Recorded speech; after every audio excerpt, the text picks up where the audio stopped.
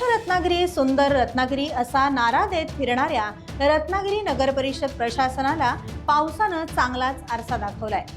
गेले काही दिवस कोसळणाऱ्या मुसळधार पावसानं रत्नागिरी शहरातील मांडवी बीच ते पेठकिल्ला परिसरातील किनाऱ्यावर प्रचंड प्रमाणात कचरा साचल्यानं रत्नागिरीकर आणि पर्यटकांना नाक मुठीत धरून प्रवास करावा लागतोय।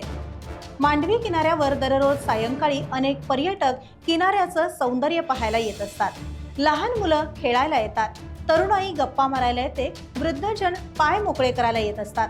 मात्र किनाऱ्यावरील साचलेली घाण पाहून सारे जण आल्या पावली मुकाट घर गाठत आहेत। त्यामुळे पर्यटनाच्या नकाशावर असलेल्या रत्नागिरी शहराला या अस्वच्छतेमुळे दूषण लागत आहे।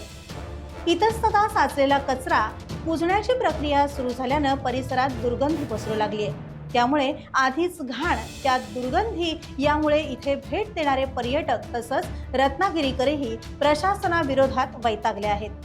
स्थानिक प्रशासन याकडे लक्ष देणार का? आमची रत्नागिरी स्वच्छ सुंदर करणार का?